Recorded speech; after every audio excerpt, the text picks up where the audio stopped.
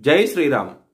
2022 నుంచి 2024 వరకు మొత్తం 15 ప్రెడిక్షన్స్ అనేవి ప్రూవెన్ అయ్యాయి.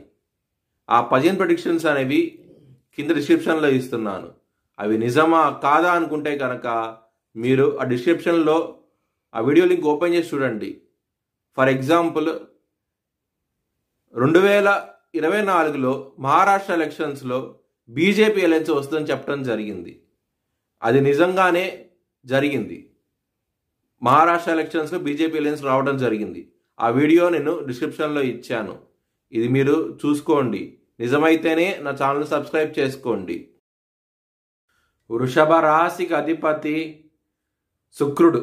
వృషభ రాశిలో రోహిణి 4 పాదాలు, మృగశిర 1-2 పాదాలు, కృత్తిక 2, 3, 4 పాదాలు ఉంటాయి. ఈ నక్షత్రం వాళ్ళందరికీ నేను చెప్పే మాస ఫలితాలు వర్తిస్తాయి.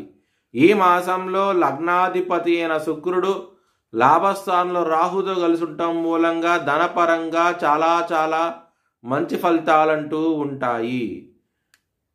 కుటుంబాధిపతి అయిన బుధుడు దశమ స్థానంలోకి రాబోతున్నారు.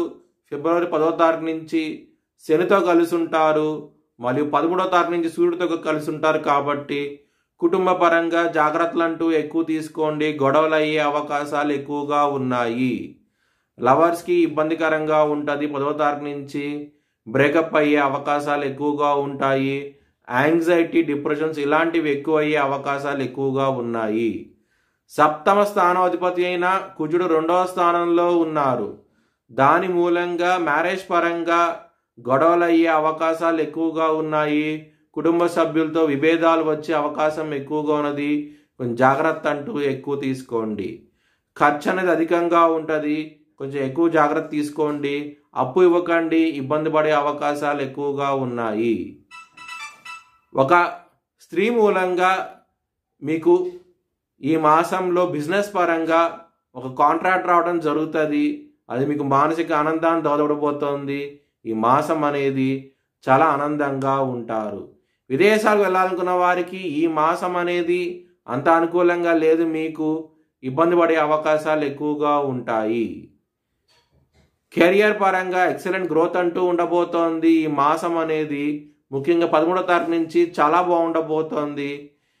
సూర్యుడు, బుధుడు, శని 3 గ్రహాలు ఉండటం మూలంగా కెరియర్ పరంగా ఎక్సలెంట్ గ్రోత్ అనేది ఉంటుంది. మీ భవిష్యత్ వివరాల కోసమై HLN జ్యోతిష్యాలను సంప్రదించండి.